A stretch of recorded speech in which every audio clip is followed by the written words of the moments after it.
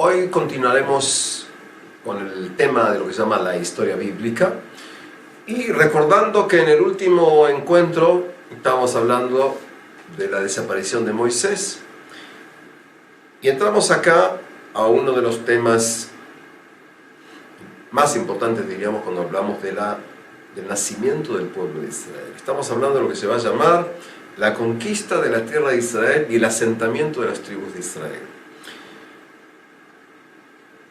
Podemos decir que hay un consenso muy amplio, no digo total porque no existe la totalidad, pero es un consenso muy general, y es que incluso si niegas las tradiciones que decíamos de los patriarcas, de la esclavitud, del éxodo, la mayoría de los investigadores, de los historiadores que trabajan en el área de historia antigua, consideran que el comienzo del estado de lo que se llama el pueblo de Israel estaría en el siglo XIII a.C., antes de la era cristiana, con lo que se va a llamar la conquista de la tierra de Israel.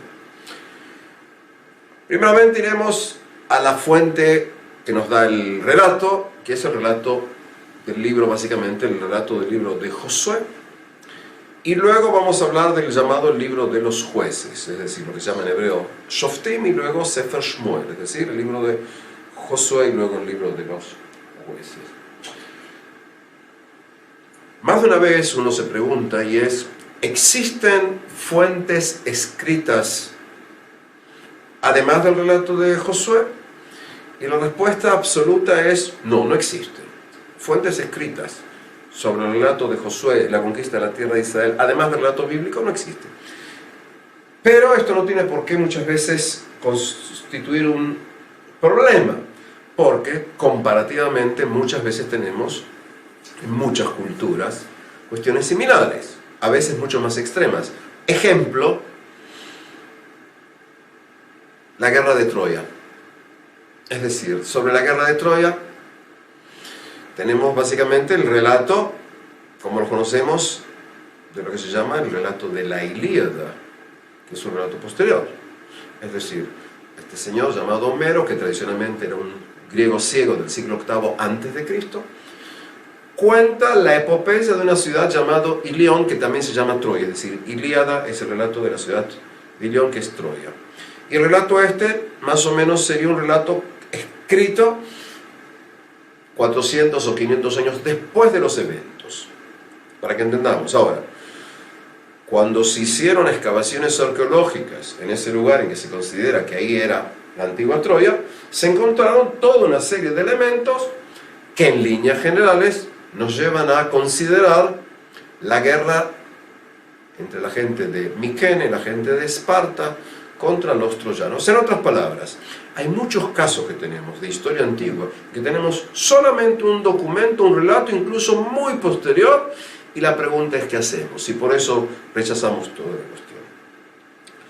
Según el relato de Josué, luego que las tribus de Israel salieron dando una vuelta por el desierto, pasando y entrando por lo que hoy sería el reino de Jordania, cuando finalmente Moisés está antes de morir, Moisés manda lo que se llaman los espías. Se van a mandar a 12 espías a ver la tierra aquí de Israel, la tierra de Canaán. Cuando los espías estos regresan, la mayoría dicen que, digamos así, 10 dicen que hay gigantes y que las conquista es casi imposible, y 2 de ellos, Yoshua ben Nun y Caleb ben Yefuné, dicen que sí que es posible. Dentro de esto entramos también al relato problemático, y es que parte de la gente va a estar, ¿sí? Van a entrar, van a pasear, van a conocer los relatos y regresan. Pero ocurre que, según nuevamente el relato, van a haber luchas con cananeos. Y parte de las 12 tribus, que se llaman Rubén, Gad y la mitad de la tribu de Menasés, van a quedar habitando lo que hoy sería el reino de Jordania, del lado de Transjordania. Ahora, con este personaje llamado Yoshua, Josué o Yoshua bin Nun, se va a ir en forma sistemática conquistando gran parte de la tierra de Canaán y de lo que sería también hoy el día del reino Jordánio. Digo gran parte, pero no toda la tierra. Es decir, se va dando una conquista sistemática, una conquista violenta, dejando algunos que otros lugares en los que continúan viviendo cananeos. Ahora, ¿cómo se conquista esto? Hay diversos relatos. Hay una división de tropas. No todas las tropas, no todas las tribus se van a ir contribuyendo en la conquista. Ahora tenemos que ver antes de entrar lo siguiente, y es, hay acá una división de 12 tribus. Hay 12 tribus que van a tener tierras y una tribu que no va a tener tierras, la tribu de Leví. Es decir, si tenía 12 tribus y una la resto, que es la tribu de Leví, por supuesto me quedan 11 tribus. Pero ocurre que Yosef va a tener, por decir así, 2 representantes, Efraín y Menashe. En otras palabras, en vez de un lugar, vamos a tener 2. Y de esta manera vamos a tener las 2 tribus que son descendientes de Yosef, Efraín y Menashe, porque la tribu de Leví o de los levitas no va a tener tierras. Un punto que también es importante y es, se lo vamos a hablar más adelante, quiénes son las parejas, es decir, quiénes son las madres. ¿Quiénes son las madres de los que van en las tribus? Incluyendo quiénes son las madres de Efraín y Menashe. Estamos hablando de una mujer, desde el punto de vista tribal, no de las tribus. Estamos hablando de una mujer que tiene sus orígenes bien anteriores en lo que sería Egipto. Es decir, vamos a ir viendo elementos no israelitas que entran. Esto es importante también para entender, ver que el relato bíblico acepta que hay constantemente grupos de diversos orígenes étnicos que se van agregando al pueblo de Israel. Volviendo a lo que decíamos, Rubén, Gad y la mitad de la tribu de Menashe quedan del otro lado de Jordania y van a luchar con los llamados, con los amonitas, con los moabitas, con los edomitas, con los midianitas, con los amalequitas, es decir, con diversos pueblos, porque la tierra de Israel estaba habitada por lo que se llama en general los cananeos. Sí, hay una conquista violenta, una conquista de grupos nómades que van a entrar y se van a ir convirtiendo con el tiempo en sedentarios. Tenemos diversos relatos, y los que vienen son, según el relato bíblico, son gente que van a usar tácticas diversas. Por ejemplo, la táctica de los espías. La táctica de los espías, dijimos antes, Moisés envió a gente y luego Yoshua bin Nun va a quedar al cargo de la conquista. Van a entrar espías, por ejemplo, a una famosa ciudad llamada la ciudad de Jericó, la ciudad de Jericó. Y en Jericó, los espías se van a esconder en la casa de una señora llamada Rahab. Y Rahab, según el relato, vuelvo a tratarlo, digo varias veces para que nos quede muy claro, Rahab tiene su casa sobre la muralla. Y se le va a explicar que esta mujer va a tener que poner un tipo soga sobre la ventana que da en la muralla, para que, cuando tenga lugar la conquista, toda su familia que esté escondida dentro de la casa no serán atacados. Los que recuerdan el relato bíblico, los que conocen el relato bíblico, saben que según el relato, Josué da vueltas sobre las murallas de Jericó, tocando con trompetas, las murallas van a caer, y aquí que hay un milagro que permite la entrada, la conquista de la ciudad de Jericó. Es lo que se llaman las famosas trompetas de Jericó. Motivo que incluso va a ser tomado muchos siglos después, cuando los cruzados intenten conquistar Jerusalén en verano del año 1099. Sí, es decir, hay una cuestión de fe. Si le pasó a Josué, nos va a pasar a nosotros. Pero eso cuando hablemos en otras clases de las cruzadas en la tierra de Israel. Caen las murallas de Jericó, entra la gente y Rahab va a entrar con su familia, va a ser integrante de lo que se va a llamar las tribus de Israel. Hay una pregunta que luego la vamos a tratar de ver y es lo siguiente. Si la casa de Rahab estaba sobre las murallas y ella puso la soga sobre la ventana que estaba en la muralla y las murallas se cayeron, ¿Cómo reconocieron que esa era la casa de Rahab? Pregunta. Quizás vamos a tratar de contestar más adelante. Y si no, nos quedaremos aquí con la interrogante, como decían a veces en películas de detectives. Ahora, se conquistan diversos lugares, se conquista el lugar como será. Hay, es decir, diversas ciudades y se van a usar tácticas distintas. Por ejemplo, acercarse a una ciudad, hacer que los habitantes de la ciudad persigan, es decir, salgan de la ciudad, abran los portones y persigan a los atacantes. De esta manera, nuevamente, logro hacer que la gente abandone la ciudad, salga a perseguir, y mientras estos habitantes de la ciudad persiguen a los que le estaban sitiando, los demás soldados que estaban a su alrededor entran, conquistan la ciudad. La conquista es una conquista cruenta. Si tomamos el relato bíblico, verdaderamente se habla acá de una guerra total. Es decir, como desgraciadamente muchas veces en la historia, es decir, gran parte de la población local va a ser exterminada casi en forma total. Es decir, la guerra es una guerra absoluta. En la concepción judía antigua, tradicional, va a explicar lo siguiente, y es que los llamados pueblos de Canaán fueron castigados por no haber observado una moral universal. Este es un tema problemático.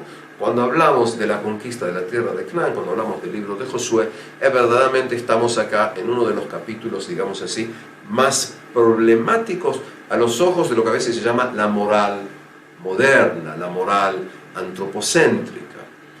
Pero entiendo cuando vamos a ver el relato, y pienso que es muy importante cuando uno hace historia de su propio pueblo, entiendo que el amor a tu pueblo no debe llevar a una ceguera. En otras palabras, puedes ser crítico pese a tu relación afectiva con el pueblo al que perteneces.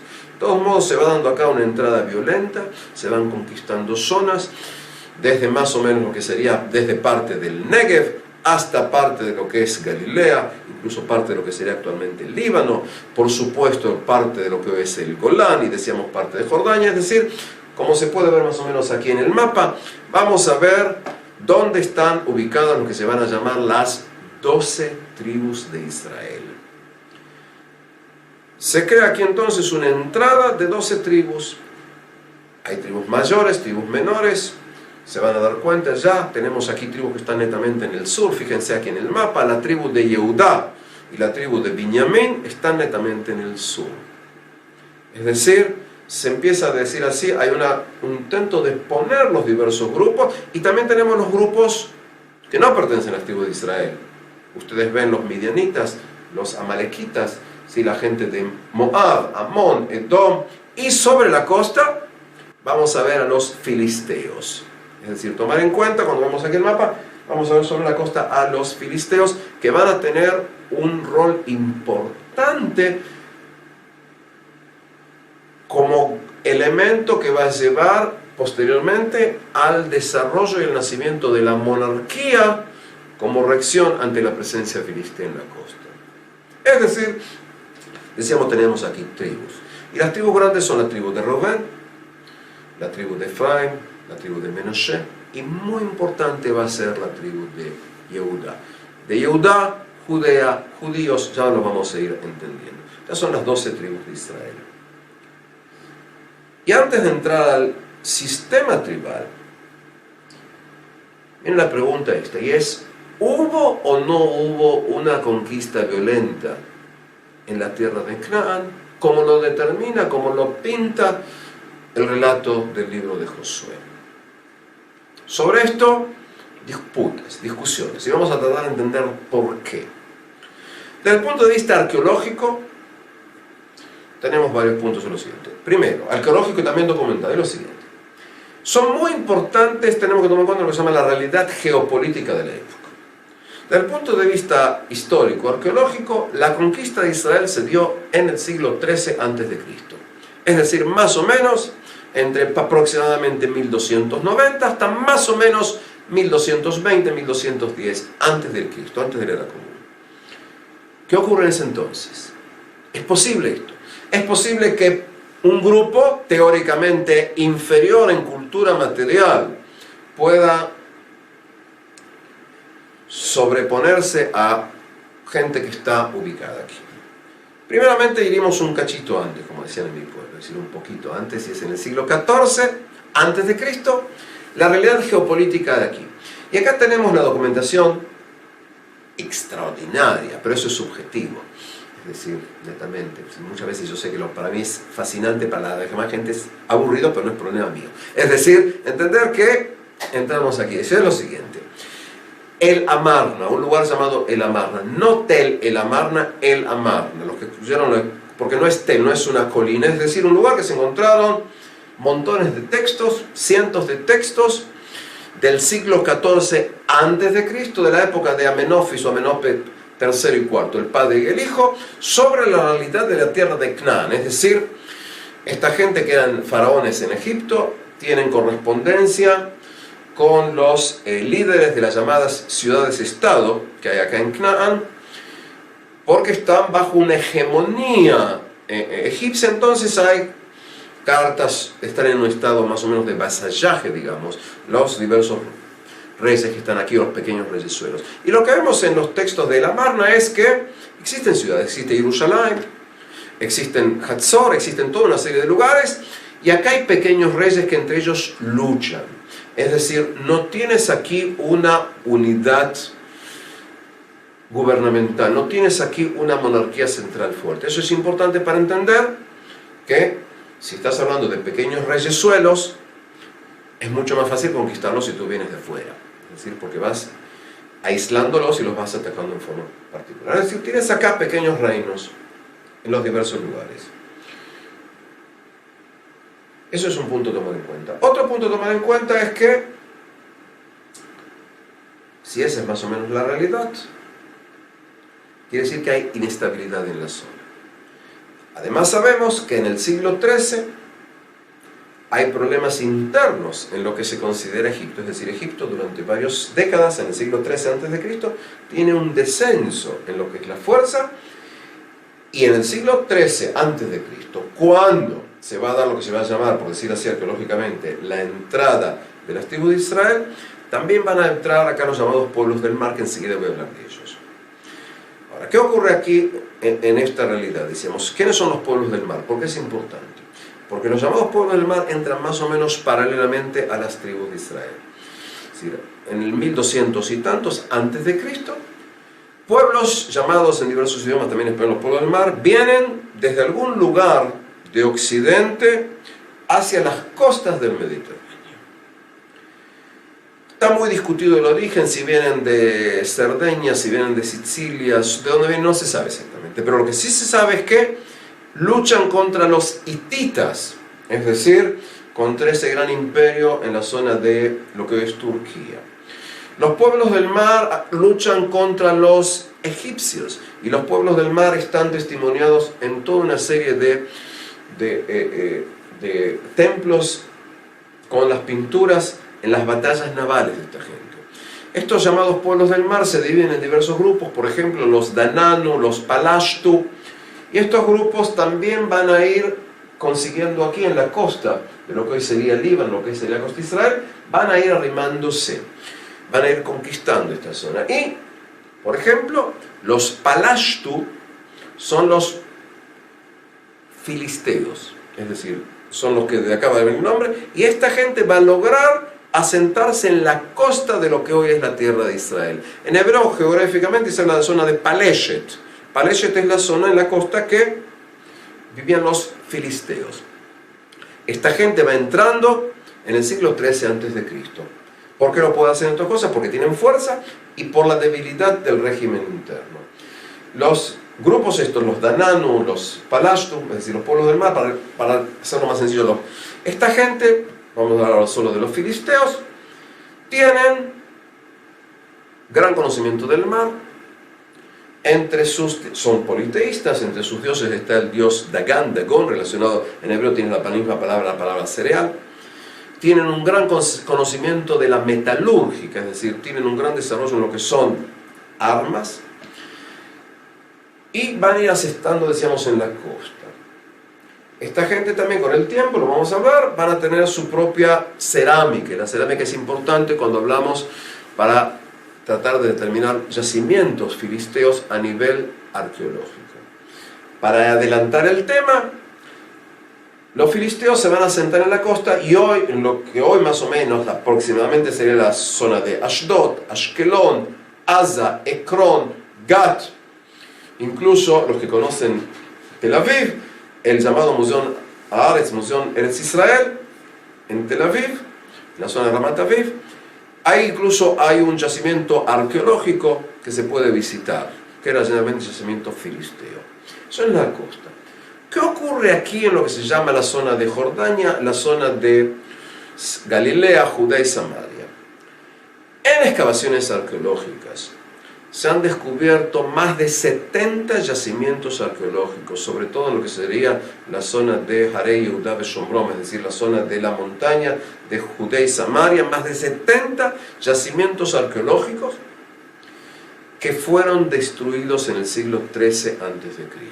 En otras palabras, había una ciudad, una pequeña ciudad, dicha ciudad va a ser conquistada, dicha ciudad va a ser arrasada, muchas veces va a ser netamente quemada, y sobre los yacimientos de dicha ciudad, de dicho establecimiento urbano, vamos a encontrar restos de una cultura material muy inferior. Es decir, los conquistadores tienen menos conocimientos de construcción que los conquistados. En otros términos, gente que tiene una cultura material muy más inferior conquista una cultura superior. Y la pregunta es si estos son los vestigios de la conquista armada por las tribus de Israel. Sobre esto, querido señor, querida señora, joven, jovencito que están viendo aquí, sobre esto hay muchísimas discusiones. Las discusiones empezaron todavía en el siglo XIX, con lo que se llama la corriente de la crítica bíblica, es decir, con individuos como gente como Alt, Nott, en el siglo XX con Mendenhall, es decir, gente que dice, no hubo una conquista. Luego la discusión se da también en el siglo XX, incluso en el siglo XXI, con excavadores, no con arqueólogos, israelíes y no israelíes, judíos y no judíos. Explico esto para entender que la concepción del tema no pasa por que un individuo sea israelí o no israelí, judío o no judío. Es decir, vamos a encontrar individuos con diversas posturas. Por ejemplo, hay varias teorías de la destrucción y del asentamiento. Hay quienes consideran que las ciudades verdaderamente fueron destruidas, pero fueron destruidas como resultado de levantamientos locales de población cananea autóctona que se rebeló y al rebelarse destruyó la ciudad. Destruyó la ciudad y va a ocupar el lugar de los que vivían antes ahí. Esta es una de las teorías que a veces tenemos, es decir, y luego este grupo que va a estar acá, va a aceptar otros grupos que vienen con la tradición del desierto y la tradición de la salida de Egipto. Y esto va a llevar al pueblo de Israel. Esa es una concepción que vamos a tener. No voy a entrar en todas las concepciones, las más centrales. La otra concepción, y puedo decir, es personalmente la que pienso que es mi concepción, hubo un ataque de grupos foráneos, hubo una conquista sistemática de la tierra de Israel. Y este grupo, por decir así, es el grupo que va a llevar aquí a un desarrollo cultural anterior. En otras palabras, hay quienes, como yo, que consideran que puedes aquí, a partir del siglo XIII, como diciendo algunos que otros individuos, tienes en una mano el relato de la Biblia y en la otra mano la pala del arqueólogo. Es decir, no tengo por qué buscar, se me ocurre a mí, una teoría, y ahora voy a ser más o menos subjetivo, esotérica al respecto. Es decir, ¿qué problema tienes en venir a decir si hubo un elemento? Porque viene otra pregunta con respecto a la primera teoría, y es, ¿cómo explicas que si individuos locales se sublevaron y destruyeron las ciudades, cuando construyeron ni siquiera sabían cómo se construía? Es decir, si eran sedentarios locales. Por ejemplo, Es decir, en función de qué tienes que determinar que todo es una cuestión de rebelión interna. Considero que no tienes por qué negar así porque sí el relato de la Biblia. Se me ocurre que sí, que hubo acá una entrada de tribus nómades, conquistan el lugar, tienen una tradición común con respecto a padres comunes y luego fueron aceptando a elementos cananeos. Porque el mismo relato bíblico te acepta la entrada de elementos cananeos. Por dar un ejemplo, el famoso relato de Ruth, ¿sí? La bisabuela del rey David. Según el relato, ella era moabita. Entonces, ¿cuál es el problema? Tú tienes aquí a Rahab de Jericó, es decir, no tienes problema en que tienes aquí un grupo que vino, conquistó, se organizó y también aceptó a elementos locales. Lo fueron aceptando. Tomemos en cuenta algo muy importante. Lo dije la vez, lo insinué en la clase anterior, lo voy a seguir también ahora. Recordamos lo siguiente.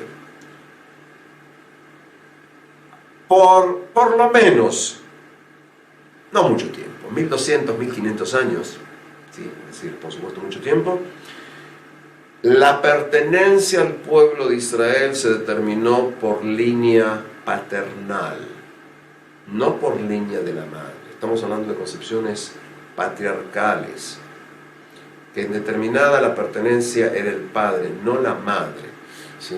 Cuando hablemos de eso vamos a hablar, recién en la Gemara, ni siquiera en la Mishnah, ¿sí? Se va a hablar de la cuestión del origen de la madre judía. Si lo vemos en todo el tiempo, es decir, quiénes eran las mujeres con las que se casaban, la mayoría luego de los reyes y demás. Es decir, tenemos acá la incorporación de elementos. Dicho de otra manera, en el siglo XIII a.C., tribus que de alguna u otra manera, podríamos decir así, vinieron de lo que sería la zona del desierto de Sinaí o del gran desierto de Jordania.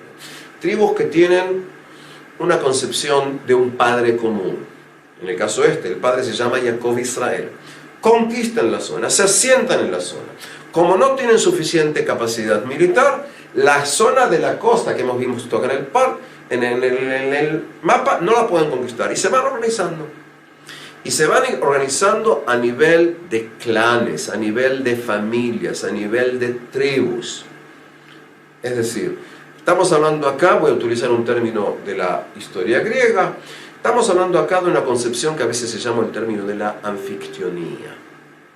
La anfictionía, los que no conocen, también es un término que del griego entró al español, se usa a veces incluso en hebreo, anfictionia, es la idea de que tú tienes un pacto, escrito o no escrito, básicamente no escrito, entre grupos con características similares. Cuando hablamos de la anfictionía en el mundo griego, estamos hablando de ese tipo de federación de las polis, de las ciudades-estados, cuando tenían el centro en Delfos, en Delfi, donde tenías el templo de Apolo y el famoso oráculo. Ese era el centro.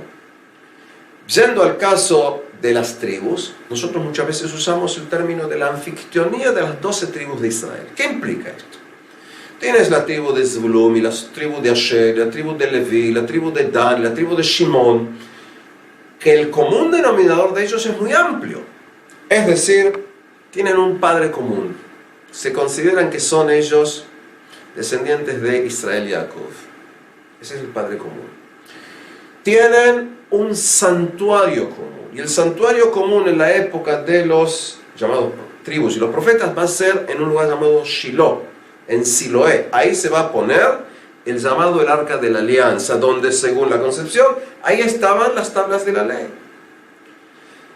Padre común, Jacob Israel. Además del padre común, la relación entre las diversas madres, es decir, quiénes son los hijos de Rachel, quiénes son los hijos de Lea, quiénes son los hijos de Bilha y Zilpa, las dos esclavas, es decir, una relación de sangre. Padre común, santuario común, las madres, por supuesto, una fe común. A grandes rasgos, aunque lo vamos a ver que va a haber una lucha constante, porque en muchos lugares van a seguir viendo vestigios de un politeísmo, y va a haber lucha entre el monoteísmo que se quiere implantar y el monoteísmo. Hablan un idioma en común, porque pese a que hay diferencias a veces entre Efraim y Menashe, si pronuncian la sh o si pronuncian la ts, es decir, así como tienes diferencia cuando hablan en un mismo país que hablan español, Ni que hablar cuando hablas de un país del otro. Hay diferencias de dialecto. Tienen desde su concepción una historia en común. Y el común denominador va a ser que las tribus van a considerarse que son todos hijos de Jacob. Las tribus van a considerar que todos han salido de Egipto. Las tribus consideran que los Kohanim, los sacerdotes, son todos descendientes de Aarón, el hermano de Moisés, y que son muy importantes los levitas, que son, por decir así, los ayudantes de los sacerdotes. Esto es una anfictionía, un pacto entre las tribus, que muchas veces se unen entre ellos para defenderse de un enemigo común, pero muchas veces también tienen luchas atroces entre ellas, como ocurría también en la anfictionía griega, así como los espartanos lucharon contra la gente de Atenas en la función de sus diversos pactos. Es decir, podemos hablar de una anfictionía, es decir, entran las tribus se organizan, las tribus se reúnen, tienen una fe en común, tienen sus enemigos de los costados, digamos, es decir, en los diversos lugares, y aquí se va dando la historia. Y esto luego que tuvo lugar la conquista de Canaán. Desde la concepción judía, desde la concepción de las tribus de Israel, hay una lucha constante con los que están alrededor. Y es muy importante que tratemos de ver también quiénes son los que están alrededor. Fíjense lo siguiente. Si seres humanos fueron creando el relato bíblico nos va a tratar de ayudar a ver cómo los autores del texto se relacionan con los que están alrededor. Ejemplo. Decíamos lo siguiente. Abraham tuvo a Isaac e Ismael. De Ismael van a salir los llamados ismaelitas. Y los ismaelitas ocupan un lugar como individuos que son nómades, que son errantes, que están en la zona. La tradición posterior, muy posterior, tanto musulmana como hebrea, va a decir como que son primos hermanos los hebreos y los árabes por este tipo de relación. Pero tienen los ismaelitas. Hay otra cuestión importante, y es quiénes son los moabitas y quiénes son los amonitas según la concepción bíblica. Los amonitas y los moabitas, según la concepción bíblica, son pueblos que tienen una marca sobre ellos, una mancha sobre ellos, una mácula. ¿Por qué? Porque son producto de un incesto. Es decir, según el relato bíblico, cuando Dios hizo desaparecer las ciudades de Sodoma y Gomorra, Lot tuvo que abandonar la ciudad con su esposa y sus 2 hijas. Las 2 hijas de Lot pensaron que no quedó nadie sobre la faz de la tierra. Emborracharon a su padre y tuvieron relación sexual con él. Y así nació un niño llamado Amón y un niño llamado Moab. Son los padres de los amonitas y los moabitas. En otras palabras, tienen una mácula.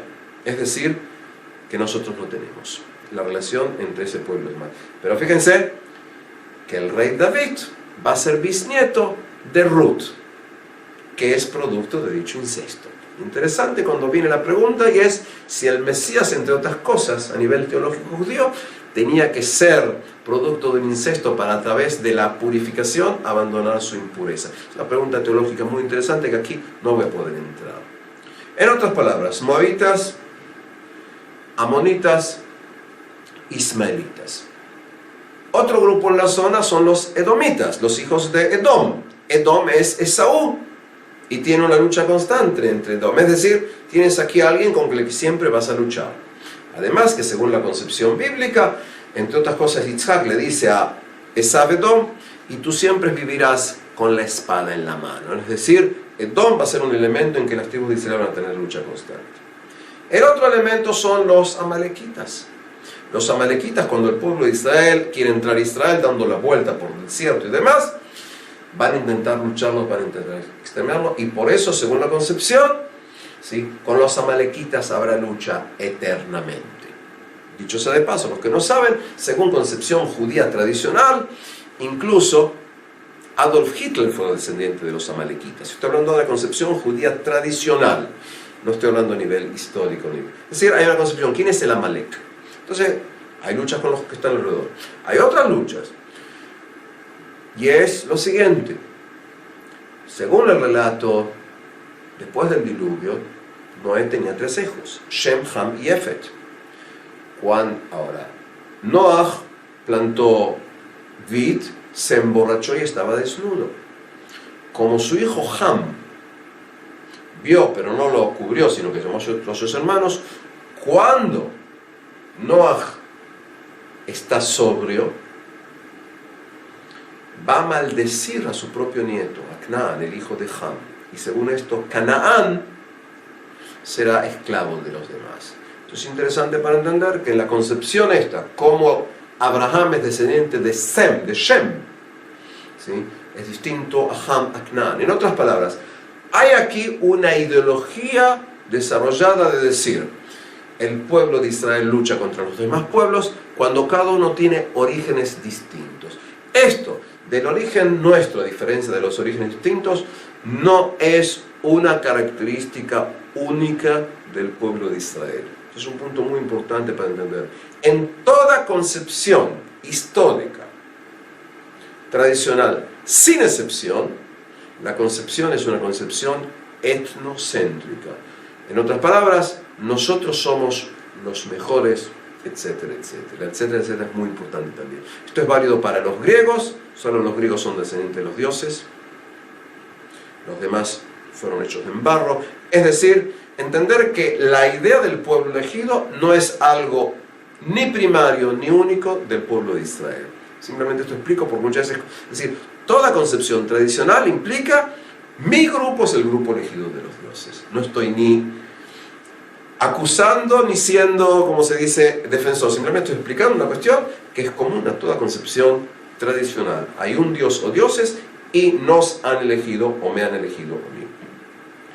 Tienes aquí entonces la anfictionía. La anfictionía se va desarrollando aquí. ¿Cómo? Tienes aquí pueblos rodeados de pueblos en los que a veces hay choques.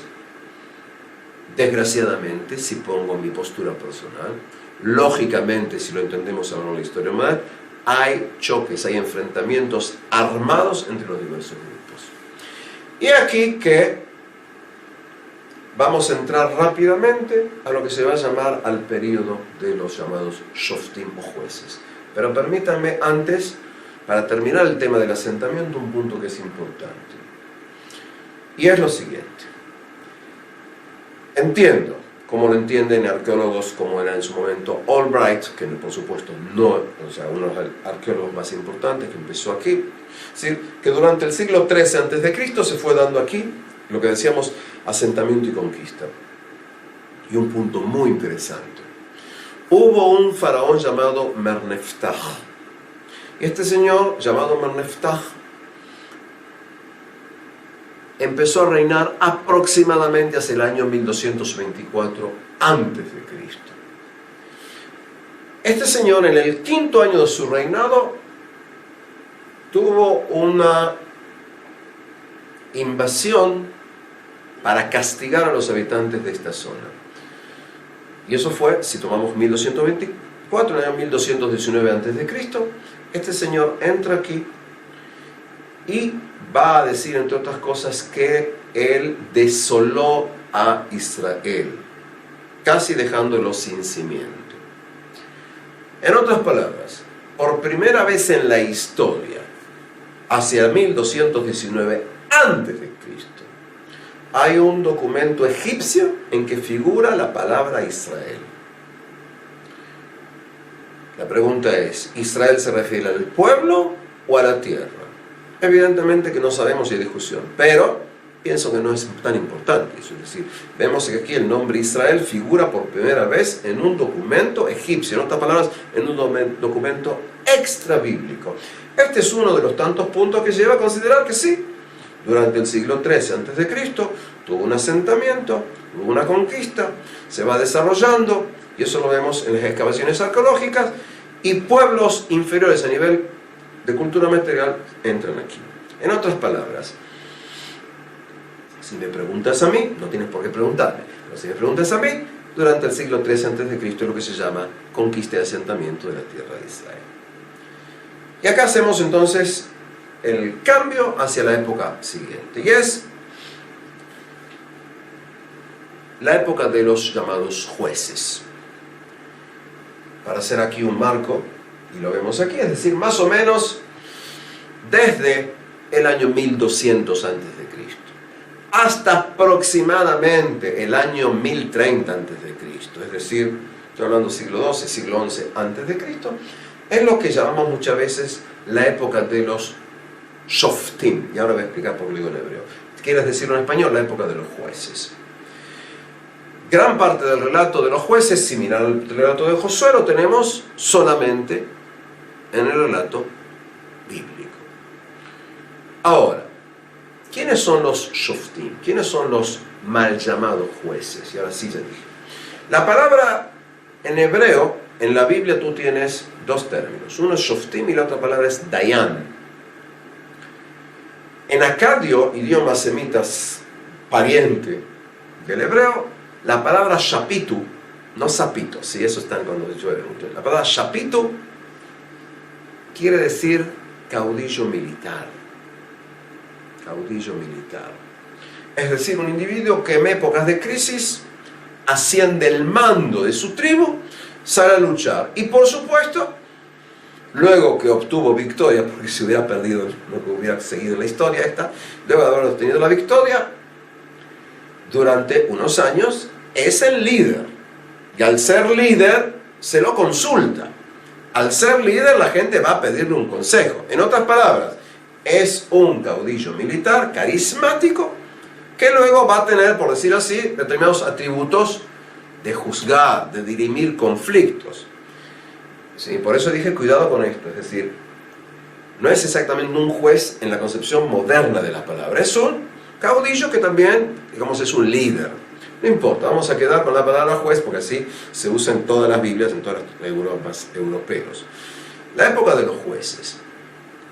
Decíamos que estamos hablando más o menos, hubo asentamiento, hay anfictionía, y cada tanto, cuando un pueblo de la zona, no importa, de todos los que no hemos nombrado, moabitas, amonitas, edomitas, midianitas, amalequitas, filisteos, cuando hay roce con esto, en algún momento surge un líder.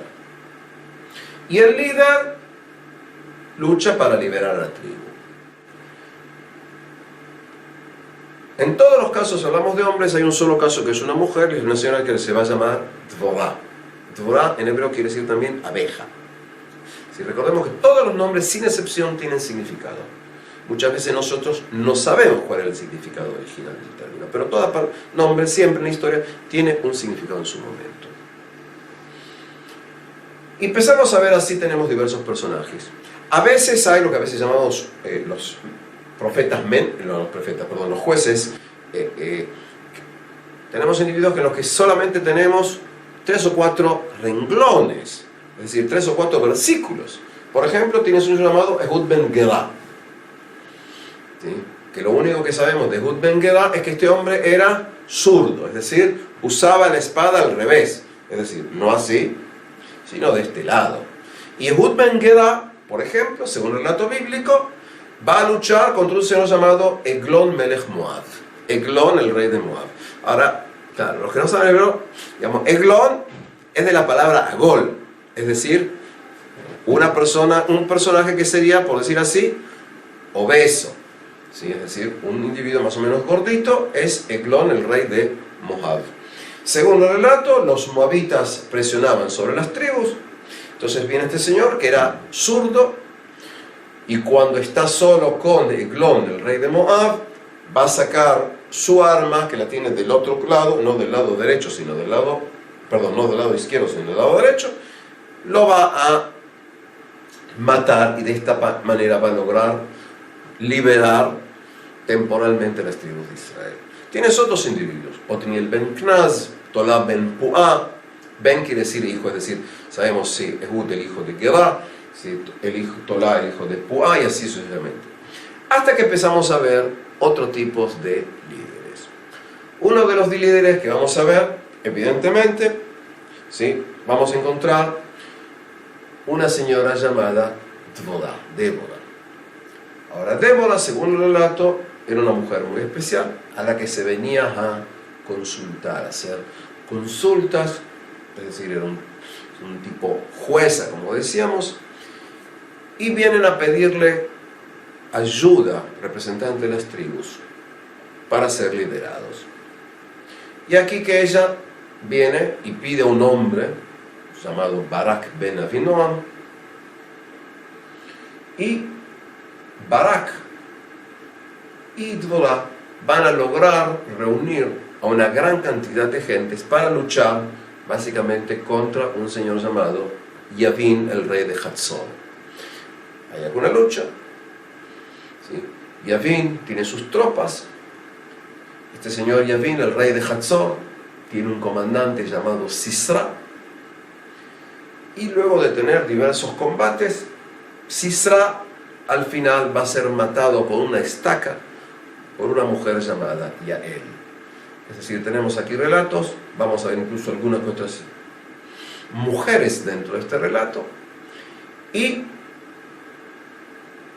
Dvorah va a luchar básicamente en lo que se llama la zona del monte Tabor. Es decir, que gran parte de los relatos que vamos a ver son relatos que están también muy definidos en lo que es el paisaje, la geografía de la tierra de Israel. Entonces tenemos a Dvorah. Ahora, Dvorah también es,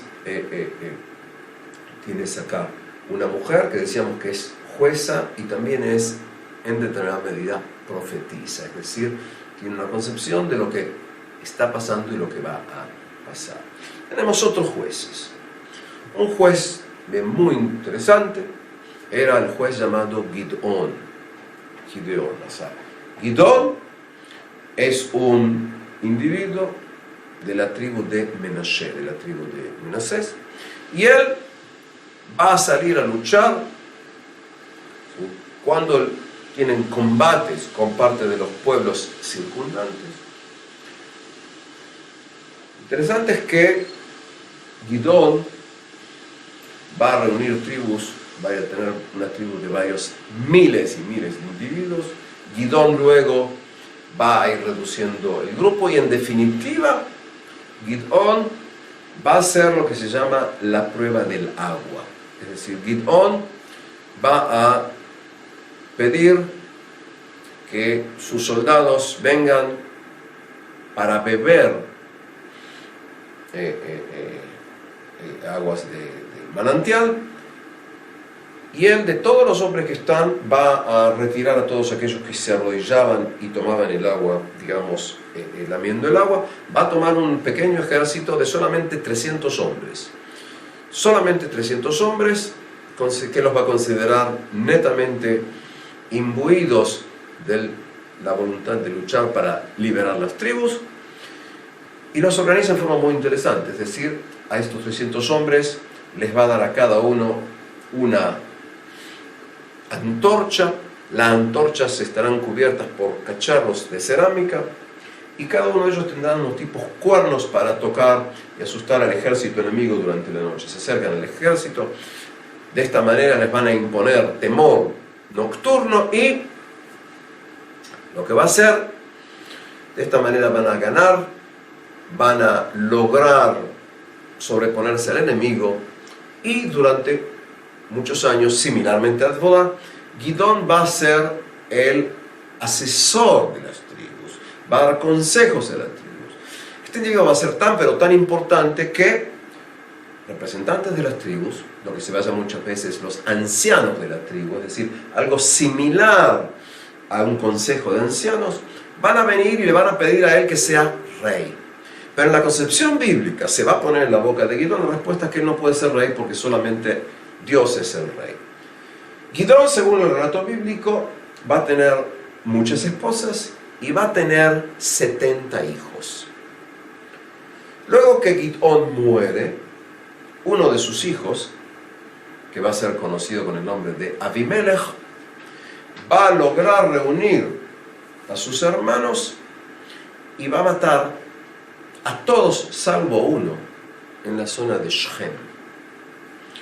el hermano único que quedó vivo, llamado Yotam, va a dar un ejemplo explicando a la gente de Shem, ¿sí?, de qué manera un tipo espino, ¿sí?, un árbol de espinas, si eso es lo que ellos van a escoger, va a ir sofocando a todos los demás. En otras palabras, vosotros queréis este hombre que sea como vuestro líder, vuestro rey, eso es lo que él hará, los asfixiará a todos ustedes. Es lo que se llama la parábola de Yotam. En definitiva, Abimelech va a ser matado, destruido. En otras palabras, tienes acá un conflicto interno entre los líderes. Hablábamos de Dvorah, hablábamos de Gidón, el problema con el hijo de Gidón, y llegamos así a uno de los líderes muy problemáticos, llamado en hebreo Iftach, en español Jefté.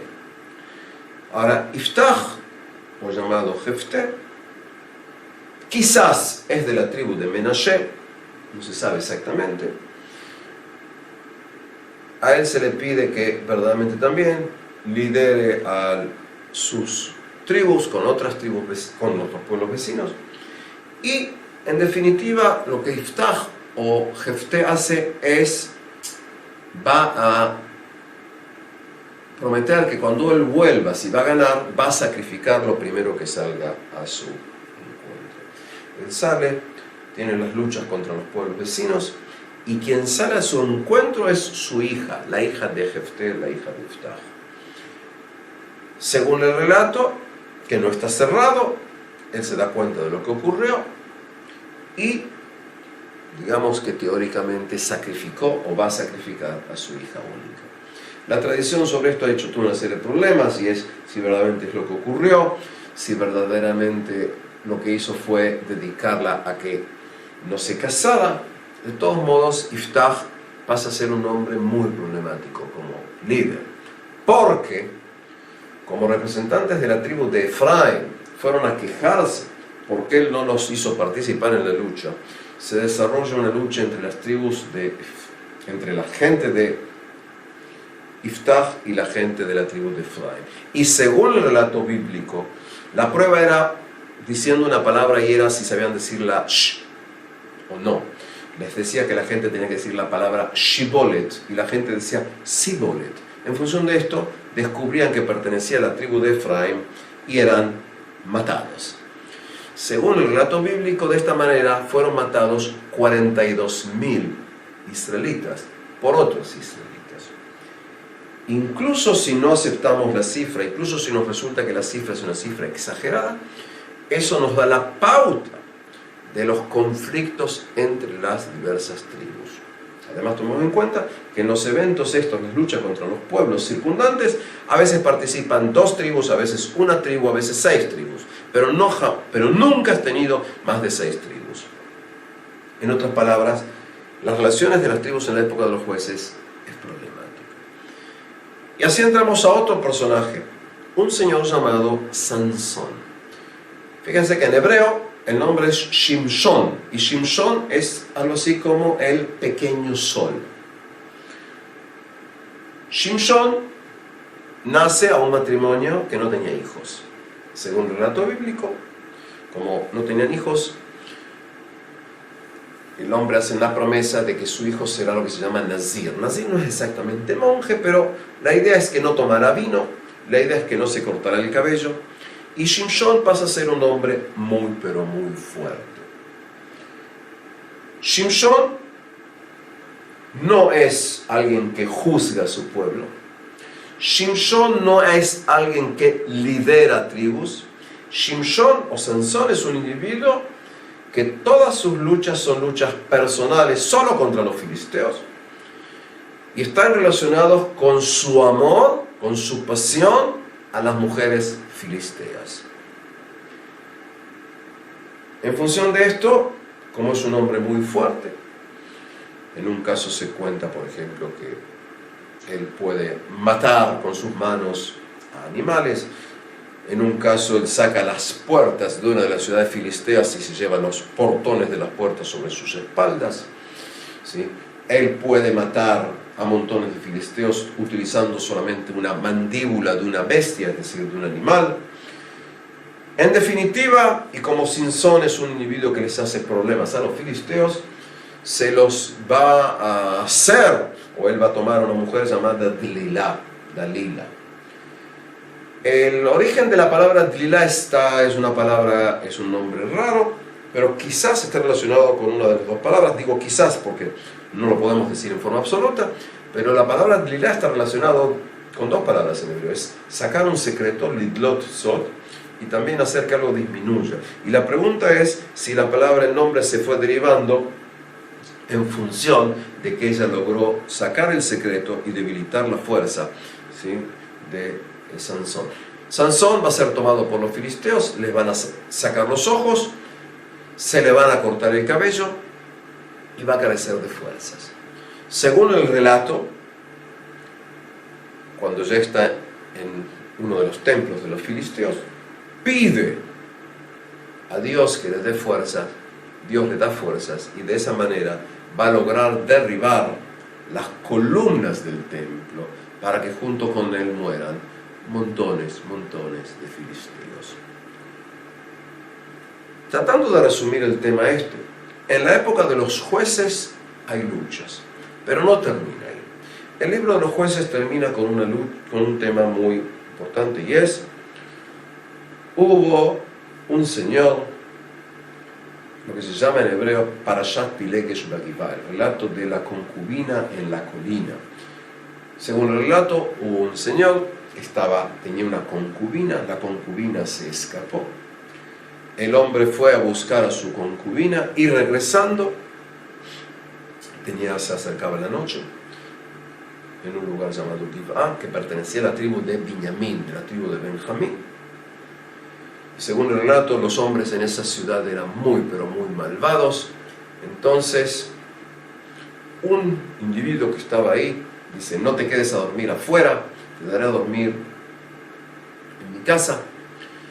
Y aquí que este individuo de la tribu de Binyamin lo acepta este hombre con su concubina. Vienen a la noche individuos a pedir que entreguen al hombre para divertirse con él. El dueño de casa dice, el anfitrión dice: no, yo les daré ellos a mi hija. En otras palabras, este hombre, el anfitrión, está dispuesto a dar a su hija para que los hombres de la ciudad hagan con ellos lo que quieran. Y el hombre aquí dice: no, yo daré a mi concubina. Entonces les entrega a la concubina. Según el relato, durante toda la noche los hombres de la ciudad de Givá maltratan, violan a la mujer, y cuando el hombre abre la puerta, ve a su concubina muerta a la entrada de la casa. Y aquí que, según el relato bíblico, la corta en 12 trozos a esta mujer y le envía a las diversas tribus diciendo: esto es lo que se ha hecho, venid a ayudarme a mí. Y representantes de todas las tribus vienen a luchar contra los hombres de las tribus de Binyamin. Es decir, aquí hay una lucha tremenda entre todas las tribus de Israel contra la tribu de Binyamin. En otras palabras, los relatos que vemos no son relatos, digamos así, heroicos, no son relatos de santos, son relatos de grupos tribales que tienen entre ellos sus conflictos, sus problemas, incluso sus odios. Y todo esto se está dando en el marco en que alrededor también habían grupos de luchas constantes. Es decir, el periodo de los jueces es un periodo de inestabilidad en que las tribus, entre ellas a veces están juntas, cuando tienen un enemigo común, también tienen luchas entre ellos. Pero volviendo al relato de Sansón, que termina con su muerte, la tribu de Dan, en definitiva, tiene que irse desde donde estaba acá en el mapa, como vemos, casi en la zona de sud-este, va a tener que irse hasta netamente el norte, es decir, los que conocen Israel, hay una zona llamada Tel Dan, y es el lugar al que va a terminar llegando la famosa tribu de Dan. Conflictos internos, presión sobre todo de los filisteos. El último llamado de los jueces va a ser un señor llamado Shmuel, llamado Samuel. Y Samuel va a ser, por decir así, el último de los jueces. Samuel va a ser el que va a investir, el individuo que va a ungir a los dos primeros reyes del reino unificado de Israel. Shmuel va a ser el individuo que va a ungir primeramente a Saúl y al llamado David, un rey David. Pero eso nos va a llevar al relato de la monarquía, en el que vamos a continuar en nuestro próximo encuentro.